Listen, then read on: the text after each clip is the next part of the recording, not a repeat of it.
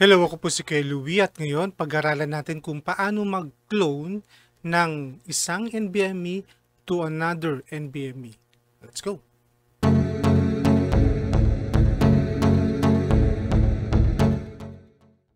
So ito yung aking computer.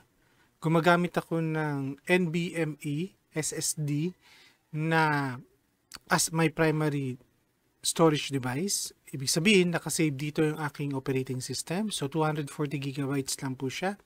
At na nakikita po natin, maliit na po yung available space.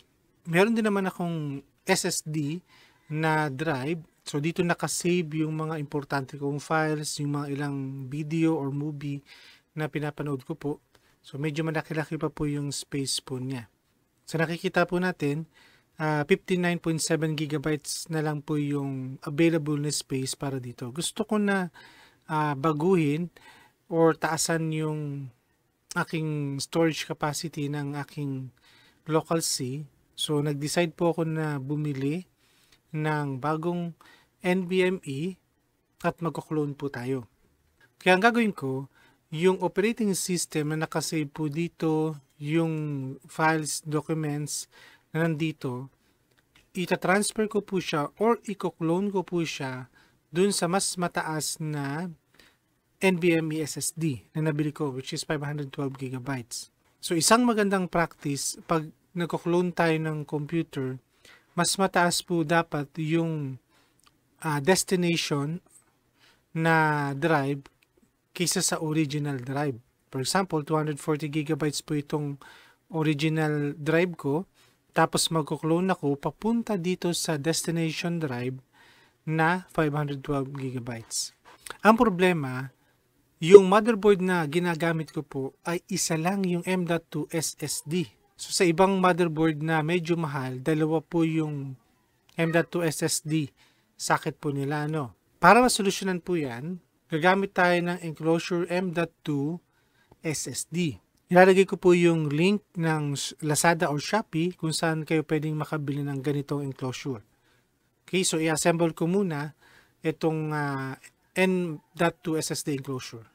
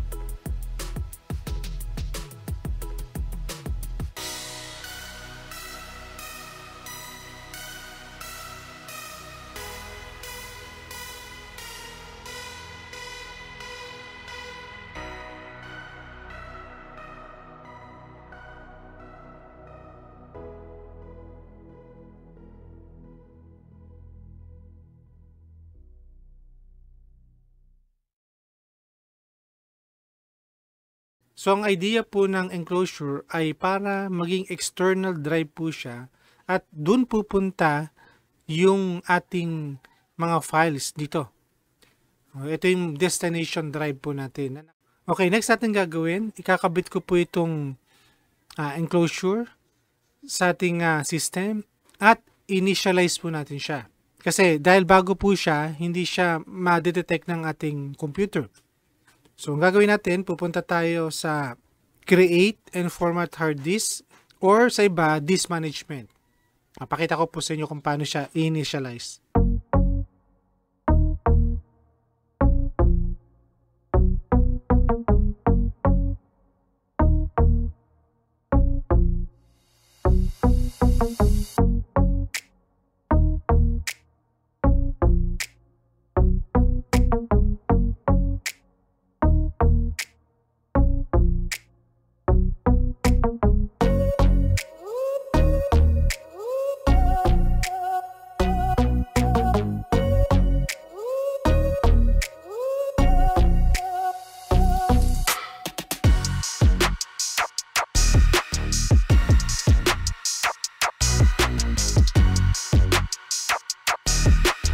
Okay, so ready na itong isang drive po natin.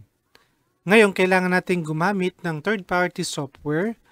Ang gagamitin natin ay Macrium Reflex. So, ito yung software na gagamitin natin pang clone.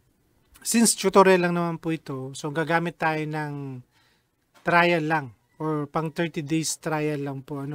Pero kung technician po tayo, maganda na mag-invest tayo sa ganitong uri ng software kasi darating ang panahon na magko-clone din tayo ng NVMe to NVMe. So para gawin to, isusubscribe muna natin yung ating email sa Macrium Reflex. So pakita ko po sa inyo kung paano gagawin.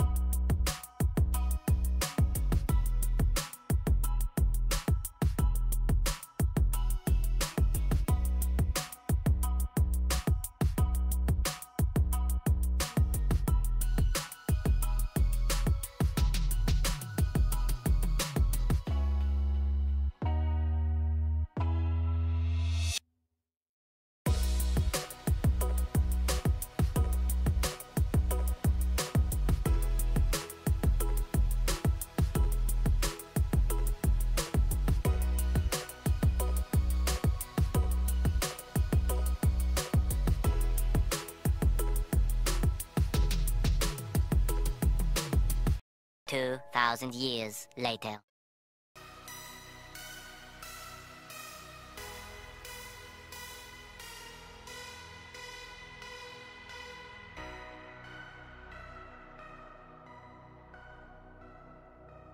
Now, this is our Macrium Reflex. Yung these two, ito yung local C ko. Nandito yung operating system. Yan, nakita nyo po yung logo ng Windows. Nandyan yung operating system po natin. So, hindi ito yung ating clone, so i-uncheck po natin ito. I-uncheck din po natin tong disk 3 kasi ito po yung ating enclosure na M.2. Okay, so naka-uncheck na po yung dalawa. So, click natin yung clone this disk. So, ito po yung clone natin. Yung merong logo na Windows. Then, select a disk to clone. Tapos, piliin po natin to. Yan.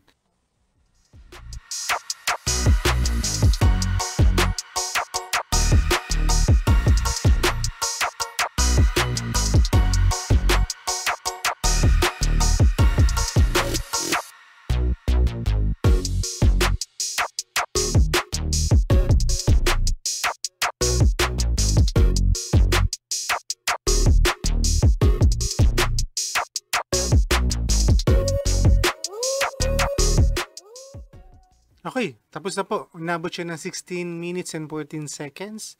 Click po natin yung okay. Close.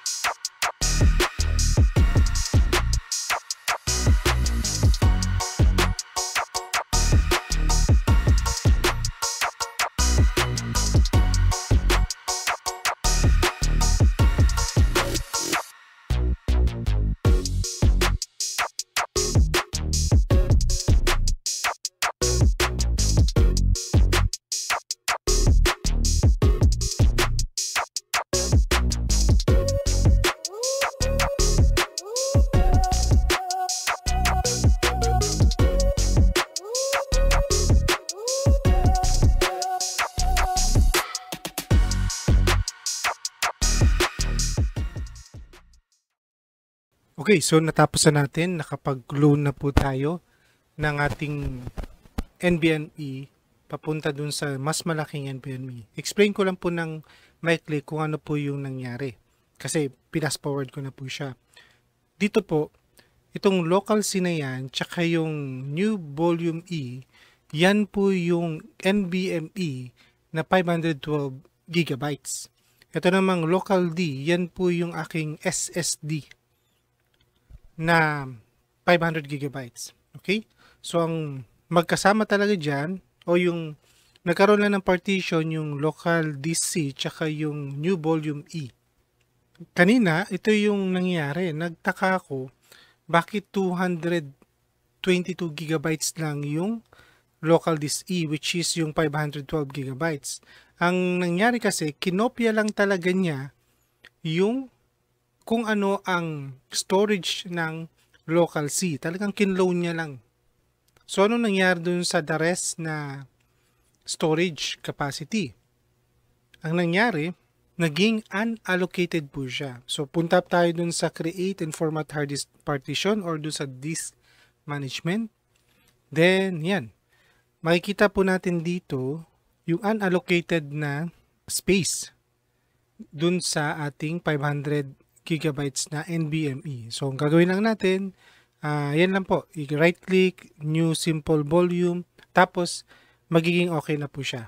So, lalabas na po ito, magiging volume E po siya.